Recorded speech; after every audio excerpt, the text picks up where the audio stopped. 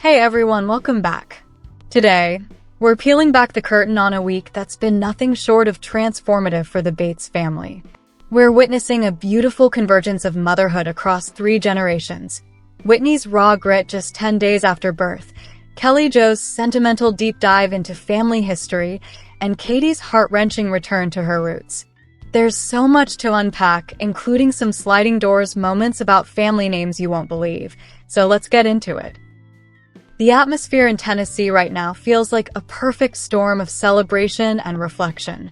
It's that unique season where the nursery is full again, and the sisters are gravitating back toward home to find their center. While the cameras often show the polished results, today we're looking at the real work. The pumping sessions, the toddler hair braiding marathons, and the emotional reunions that happen behind the scenes. Starting with Whitney, she's giving Super Mom a whole new meaning. She recently dropped a sequence that left fans' jaws on the floor, documenting her life just 10 days after welcoming her 6th child, baby Ella Jane. We're used to seeing Whitney look put together, but this analysis shows the sheer effort behind the glow. The video kicks off in the bathroom, the command center for any mom, where Whitney is juggling a full glam routine. If you look closely at the footage, she's managing the heavy lifting of beauty prep. The under-eye patches to hide the newborn-induced exhaustion, the teeth-whitening strips, and a full face of foundation being meticulously blended while a household of 6 children hums in the background. But it wasn't all just makeup and hairspray. In a moment of total transparency that resonated with thousands of followers, Whitney shared the reality of the postpartum hustle, pausing her prep for a pumping session.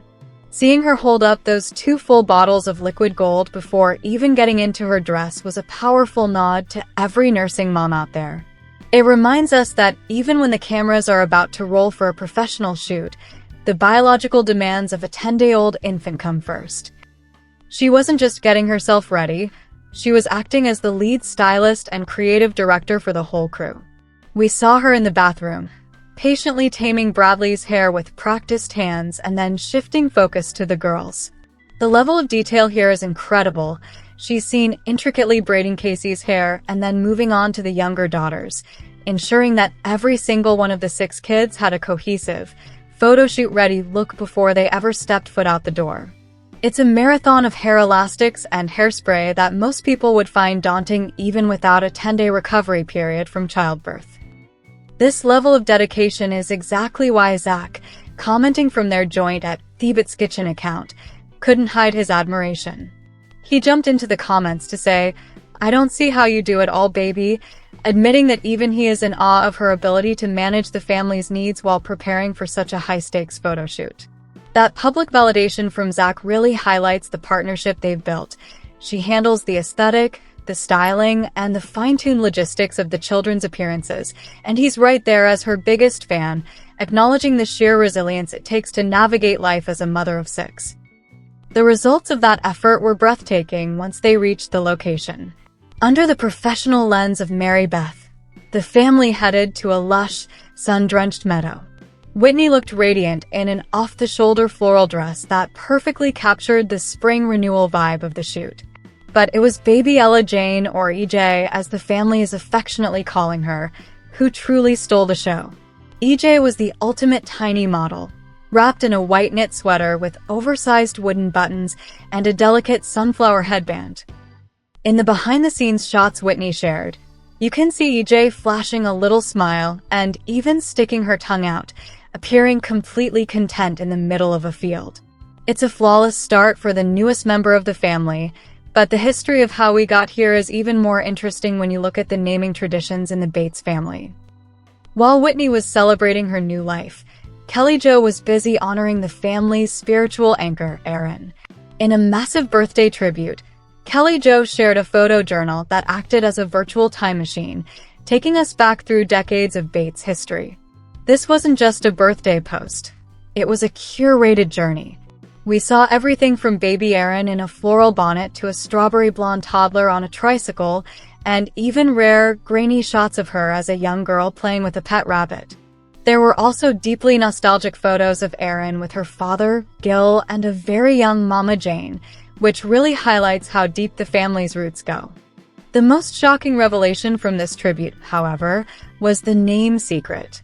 Kelly Jo admitted in her long, heartfelt caption that Erin Elise almost had a completely different identity. In the caption, Kelly revealed that before settling on Erin, her top choices were actually Lindsay or Whitney. It's a wild sliding doors moment to think that in a parallel universe, the name Whitney would have belonged to the sister-in-law. Instead, that name went to the woman who would eventually marry into the family and carry the next chapter forward. Kelly Jo eventually settled on Erin Elise, explaining that the names perfectly captured the calm, poetic, and spiritually mature woman Erin has become, with Erin signifying peace and Elise representing an oath of God. The comments section on this tribute became an absolute hotspot for genetics talk. Fans were quick to point out that Erin's daughters, Finley and Everly, are literal carbon copies of her childhood photos. If you look at the shot of Erin as a little girl with her hair in a high ponytail and a pink bow, it's like looking at a vintage version of Finley today. The resemblance is so striking that several commenters mentioned they had to do a double take to make sure they weren't looking at the grandkids. While the vast majority of fans were supportive, there was a tiny bit of social media drama when a stray comment criticized Erin's makeup as overdone.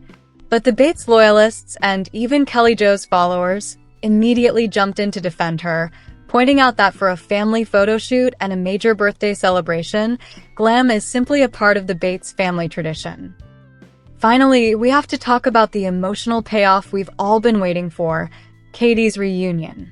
We've been following Katie's journey closely, especially after her recent, grueling 10-hour solo trek with toddlers from Florida to Tennessee. We got the ultimate answer as to why she needed to be home when Katie shared a heart-melting story of her first niece cuddles with baby Ella Jane. Seeing Katie wrapped in a dark, cozy sweater, cradling EJ in that fuzzy pink blanket, felt like the closing of a loop. For Katie, who has been vocal about navigating her hardest season and focusing on her mental health lately, this wasn't just a photo op. It was a moment of deep, personal healing. Her simple caption, "She's perfect," alongside the tag for Zach and Whitney, spoke volumes about the bond they share. It seems that being back in the crisp Tennessee air, surrounded by her sisters and the new life they are bringing into the world, is exactly the medicine Katie needed to find her footing again. If you look closely at the detail in that cuddle photo, you can see that Katie's polka dot yellow and white nail art was still fresh, a small personal touch that shows she's still finding ways to treat herself amidst a stressful transition. And Jace, the little protector, was never more than a few feet away during the entire visit. Whitney even shared that Jace is constantly asking if it's his turn to hold the baby, showing how the older boys are stepping up into their roles as protective big brothers. This week has been a powerful reminder of the strength of the Bates family village. We're seeing Whitney prove that you can be in the trenches of motherhood and still create a beautiful legacy. We're seeing Kelly Jo remind us that every name and every childhood memory is a building block for who we become. And we're seeing Katie find her peace in the simplest, most human way possible, holding a 10-day-old baby. I'm dying to hear your thoughts on this deep dive. Can you actually imagine if Erin had been named Whitney? That would have made things very interesting at family reunions. And what do you think about Whitney's 10-day postpartum photo shoot routine? Is she a total superhero for braiding all that hair herself? Also, does Katie look as relieved as I think she does to be back home with the niece therapy? The discussion is already heating up in the comments, so jump in and let me know your take. If you love these detailed updates on the Bates family, make sure you're subscribed and have your notifications turned on. We're going to be following Ella Jane's growth and Katie's time in Tennessee very closely as the summer unfolds. Thanks so much for hanging out with me today. Stay tuned for the next big story, and I'll see you in the very next video.